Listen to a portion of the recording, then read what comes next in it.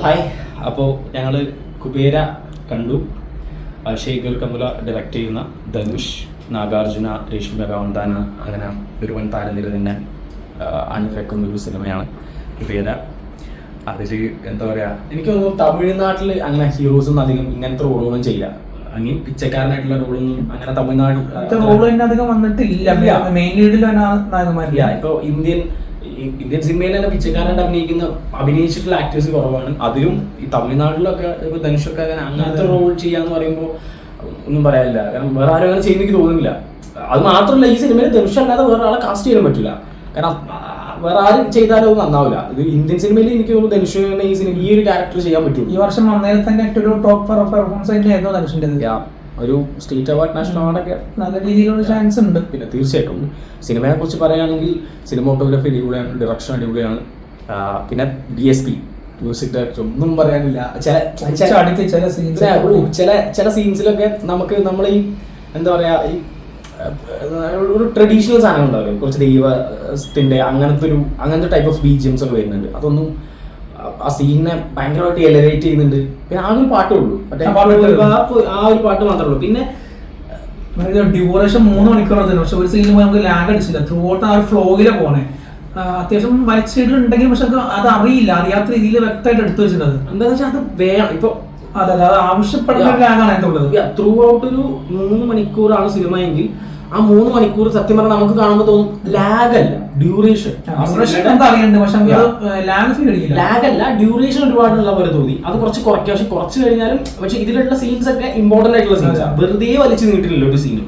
എല്ലാ സീനും അതിൻ്റെതായ അതിൻ്റെതായ ആവശ്യമുള്ളത് കൊണ്ടാണ് ആ സിനിമ ആ സീൻസ് ഓരോന്നും ആ ലെവലിൽ വെച്ചിട്ടുള്ളത്. പിന്നെ ഇതിൽ മെയിനായിട്ട് പെർഫോമൻസിന്റെ കാര്യം പറയാനാണെങ്കിൽ ധനുഷിന്റെ പെർഫോമൻസ് ഒരു രക്ഷയില്ല. വില്ലനാണെങ്കിലും നല്ല കിടിലൻ പെർഫോമൻസ് ആയിരുന്നു. നാഗാർജുനന്റെ എനിക്ക് തോന്നി കുറച്ചും കൂടി ആ ടൈമിലൊക്കെ വരുമ്പോൾ നാഗാർജുനന്റെ ഒരു കുറച്ചും കൂടി ഒന്ന് നാഗാർജുന എന്ന് പറഞ്ഞ സ്റ്റാറിനെ കുറച്ചും കൂടി ഒന്ന് എലവേറ്റ് ഒന്നുകൂടി പൊക്കാമായിരുന്നു.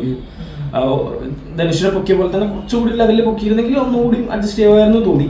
But he's also very good actor. Rashmika തന്നെ നല്ല രീതിയിൽ തന്നെ പെർഫോം ചെയ്തിട്ടുണ്ട്. റോള് കിട്ടിയ സ്പേസിൽ നന്നായിട്ട് ചെയ്തിട്ടുണ്ട്. സാധാരണ രശ്മിക നമുക്കറിയാലോ, കുറച്ച് പൊടിക്ക് ഓവറായിട്ട്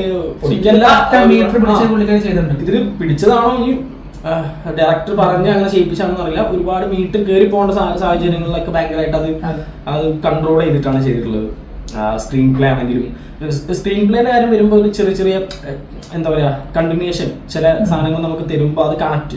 ഇപ്പൊ നമ്മളിപ്പോ ഫസ്റ്റ് ഹാഫിൽ ഒരു സാധനം കണ്ട് സെക്കൻഡ് ഹാഫിൽ അത് കണക്ട് ചെയ്യുന്ന ഒരു സംഭവങ്ങളുണ്ടാവും. ഇപ്പൊ പട്ടിക്ക് ഭക്ഷണം കൊടുക്കുന്നത്, ആ പട്ടി തിരിച്ചു വന്ന് രക്ഷിക്കുന്നത്, ആ ഒരു സാധനം ഉണ്ടല്ലോ. ഇത് ചിലതിനൊന്നും അത് കണക്ട് ചെയ്യാത്ത രീതിയിൽ ചില ഭാഗത്തൊക്കെ മിസ്സായി പോയ പോലെ തോന്നി. അത് കുറച്ച് സെക്കൻഡ് വാച്ച് ചെയ്യുമ്പോൾ ഒന്നുകൂടി റീവാച്ച് ചെയ്യുമ്പോൾ ഒന്നുകൂടി ചിലപ്പോൾ കുറച്ചുകൂടി മനസ്സിലാവും.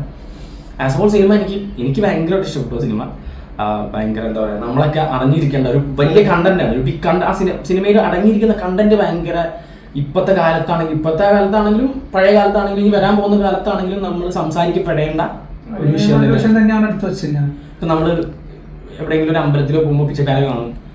അപ്പൊ അവരെ ആർക്കാണെങ്കിലും നമ്മളാണെങ്കിൽ പോലും അല്ലേ അതിൽ പറയുന്ന ഇപ്പൊ നമ്മളാണെങ്കിലും ഒരു പിച്ചക്കാരൻ നമ്മളോടൊന്ന് ചോദിക്കുമ്പോൾ നമ്മൾ അവരോട് പെരുമാറുന്ന രീതി, അവർ ഈ ലോകത്തുള്ളതാണ്, അവർക്ക് ഈ ലോകത്ത് ജീവിക്കാൻ അവകാശപ്പെട്ടവരാണ് അവർ. അപ്പോൾ അതിനൊക്കെ ബേസ് ചെയ്തിട്ടാണ് സിനിമയുടെ മെയിൻ പ്ലോട്ട്, കഥ, കാര്യങ്ങളൊക്കെ. എനിക്ക് സിനിമ ഭയങ്കരമായിട്ട് ഇഷ്ടമായി. നല്ല വർക്കായ സിനിമയാണ്. സത്യം പറഞ്ഞാൽ ഇപ്പൊ തലമുറയൊക്കെ കാണുന്നതാണ്. ആ സീൻ കാണുമ്പോഴെങ്കിലും നമുക്ക് അവരെ കാണുമ്പോൾ ഒരു ചില കാര്യങ്ങൾ ഓർമ്മ വരാം. അതിനൊക്കെ പോയി കാണേണ്ട പടം തന്നെയാണ്. കാരണം തിയേറ്ററിൽ വാച്ച് ചെയ്യുമ്പോഴേ അതിന്റെ ഒരു ഇമ്പാക്ട് കറക്റ്റ് നമുക്ക് കിട്ടും. പിന്നെ ആ 3 മണിക്കൂർ ഉണ്ടെന്ന് പറയുമ്പോഴായിരിക്കും അതാണ് എനിക്കൊരു ഇഷ്ടമായിട്ട് തോന്നിയിട്ടുള്ളൂ. ബാക്കിയൊക്കെ വേണം. പിന്നെ ക്ലൈമാക്സ് കുറച്ചും കൂടി പവർഫുൾ ആക്കാമായിരുന്നു.